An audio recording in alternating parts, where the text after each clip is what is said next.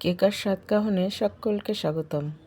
আশা করি তোমরা সবাই খুব ভালো আছো, আমরাও ভালো আছি। ঘরে বানিয়েছিলাম মহারানী ভেটকি, খেতে হয়েছিল ভীষণ ভীষণ টেস্টি। একবার খেলে দ্বিতীয়বার খেতে মন চাইবেই, এতটাই টেস্টি ছিল এটা। তাহলে আসো দেখে নিই কীভাবে করলাম, সঙ্গে থাকো। মহারানী ভেটকি করার জন্য এখানে নিয়ে নিয়েছি আমি একটা ভেটকি মাছ। একটা ভেটকি মাছে মোট 5 পিস হয়েছে। তাতে এখন নুন হলুদ খুব ভালো করে মাখিয়ে রেখে দেব 10 মিনিটের জন্য রেস্টে। আর এদিকে তেল গরম করে নিয়েছি, আর তেলের মধ্যে সামান্য একটু নুন দিয়ে দিয়েছিলাম। তাহলে কড়াইটা কিন্তু একদম ননস্টিকের মতন কাজ করে, মাছ কিন্তু এতটুকুও লাগে না কড়াইতে। মাছ ভাজার জন্য দিয়ে দিয়েছি, মাছটা ভাজা হতে থাকুক। এদিকে আমি একটা মশলা করে নেব। নিয়েছি চালমগজ, সাদা তিল আর কটা কাজু, তার পেস্ট করে নিলাম। আর এইদিকে দেখো মাছের এক পিঠ কিন্তু খুব ভালো করে ভাজা হয়ে গেছে। মাছটাকে উল্টিয়ে দিচ্ছি, দেখো এতটুকু কিন্তু কড়াইতে লেগে যায়নি। খুব সুন্দর করে একটা লালচে রং ধরে এক পিঠ ভাজা হয়ে গেছে। আর এক পিঠটাকেও এইভাবেই সুন্দর করে লালচে রং ধরিয়ে ভেজে নেব। ভাজা মাছগুলোকে তুলে নিয়ে বাকি মাছ দুটোকেও ভাজার জন্য দিয়ে দেব। আর এই দিকে আর একটা মশলা আমি তৈরি করে নেব। এখানে নিয়েছি শুকনো লঙ্কা ছোটো করে কেটে, আর নিয়েছি একটা বড় সাইজের পেঁয়াজ। এটাকেও খুব ভালো করে পেস্ট করে নিয়েছি। আর এদিকে দেখো মাথাটার লেজটাও খুব ভালোভাবে ভাজা আমার হয়ে গেছে। এখন মাছ ভাজা তেলে ফোড়ন দিয়েছি শুকনো লঙ্কা আর জিরে। ফোড়ন থেকে সুন্দর গন্ধ আসা পর্যন্ত ওয়েট করব। আর এখন পেঁয়াজ আর শুকনো লঙ্কার যে পেস্টটা করে রেখেছিলাম সেটা দিয়ে দেব।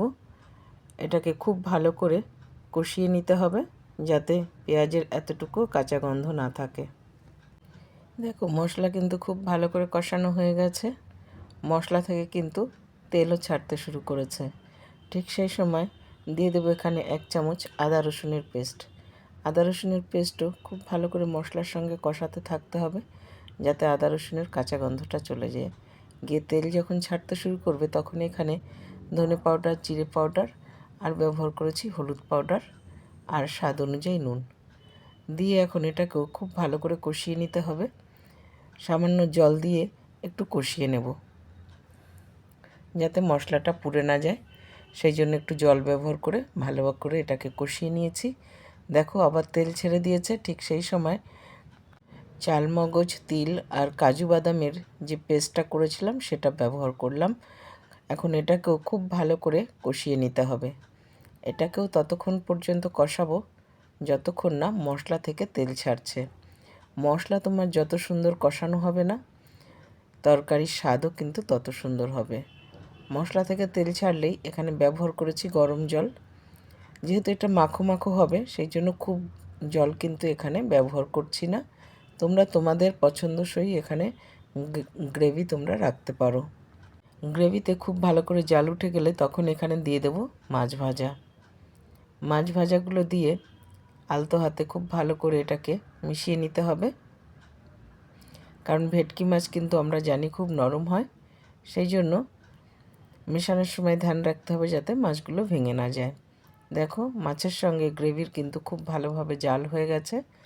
তখন আমি একটা শুকনো মশলা করে রেখেছিলাম জিরে আর গরম মশলার, সেটা পাউডার করে কিছুটা দিয়ে দিলাম। আর দিলাম স্বাদকে ব্যালেন্স করার জন্য সামান্য চিনি। সব কিছুর সঙ্গে ভালো করে আরেকবার একটু মিশিয়ে নিলেই মহারানী ভেটকি কিন্তু একদম ডান সার্ভ করার জন্য। গরম ভাতের সঙ্গে অসাধারণ লাগে খেতে। অবশ্যই ঘরে ট্রাই করো, এত ভালো লাগবে ঘরের সবাই আঙুল চেটেপুটে খাবে। এতটাই টেস্টি হয় এটা গরম ভাতের সঙ্গে খেতে। জাস্ট কালারটা দেখো। গ্যাস আমি বন্ধ করে দিয়েছি। আমরা বাঙালিরা মাছ ভাতের প্রিয়। মধ্যাহ্ন ভোজনে এরকম একটা রেসিপি পেলে সেদিন আর অন্য কিছুর কিন্তু সত্যি প্রয়োজন হবে না। দুপুর একদম জমে ক্ষীর হয়ে যাবে, এতটাই টেস্টি হয়। সবাই খুব তৃপ্তি করে খেয়েছিলাম আমরা ঘরে। আর আমি সার্ভ করেছিলাম গরম গরম ভাতের সঙ্গে। গরম ভাতের সঙ্গে জাস্ট অসাধারণ লেগেছিল। একবার খেলে না বারবার মন চাইবে এইভাবেই ভেটকি করে খেতে। ঘরের সবাই ভীষণ তৃপ্তি করে খেয়েছি আমরা। আজকের রেসিপি তোমাদের কেমন লাগলো কমেন্টে জানাতে কিন্তু একদম ভুলো না।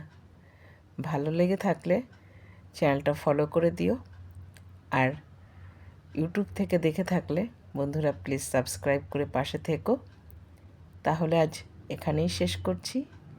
সবাই ভালো থাকবে, সুস্থ থাকবে। দেখা হবে পরের আরেকটি ব্লগে।